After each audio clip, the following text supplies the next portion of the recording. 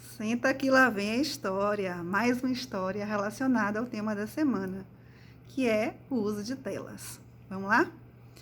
Então, essa história aconteceu algum tempo atrás também e foi uma história que me marcou porque, na verdade, surpreendeu muitos profissionais de educação, da área de psicologia, neuropediatria, por conta de uma criança que já tinha um diagnóstico fechado de autismo.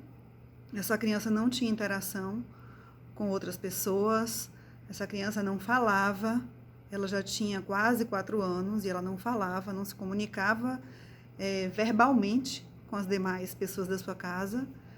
Ela tinha pouquíssima ou nenhuma interação também com as demais pessoas da sua casa e tinha comportamentos agressivos quando lhe era retirada as telas, né? Sobretudo iPad, celular. E aí ela foi para a escola nesse intuito de integrar, esquecer um pouco. Claro que foi um transtorno para essa criança passar aí para a escola desde quando ela ficava em casa. Foi uma criança que entrou tardiamente na escola. E aí a professora, eu não era professora dessa criança, eu não fui professora dessa criança, eu fui uma das educadoras que a acompanhou como parte da equipe, né, pedagógica dessa escola. Mas eu não era a professora de classe dela. E essa criança, a professora dela levantou uma suspeita de que ela não era autista, não. Que não tinha muitos sinais de autismo, não. Que ali existia um sinal claro de um uso abusivo de telas. E aí marcamos uma reunião com toda a equipe, né, multidisciplinar que acompanhava esta criança. E foi sugerido que se tirasse as telas dessa criança.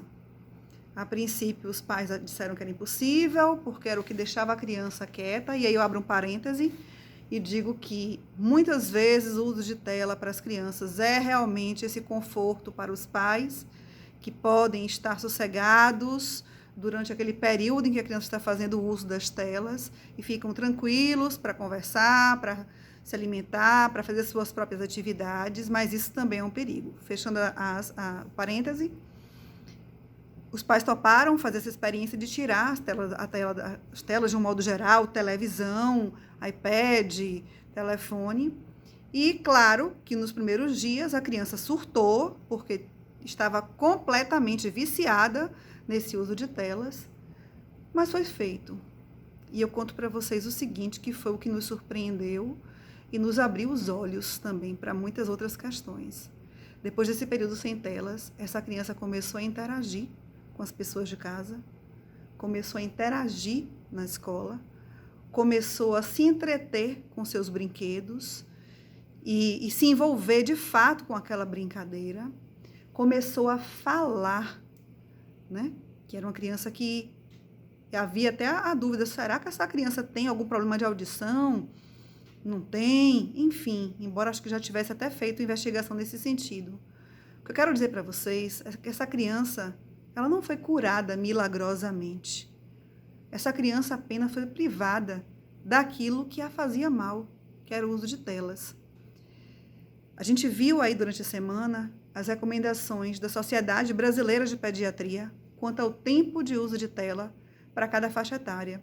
E é importante que os pais, os cuidadores, os educadores estejam atentos e conscientes a este perigo que é transferir o papel de companhia de sua criança, o papel de alguém que vai interagir com essa criança para uma tela. Eu sei que muitas vezes a vida é atribulada, os pais chegam cansados do trabalho, tem uma vida muito cansativa, a vida hoje está cada vez mais corrida, a gente precisa trabalhar, precisa ganhar dinheiro, mas os nossos filhos são o nosso bem maior, aquilo que há de mais especial em nossas vidas. E o preço a se pagar por uma negligência nesse sentido é altíssimo. Uma criança diagnosticada como um autista, simplesmente sendo privada desse encharque de telas,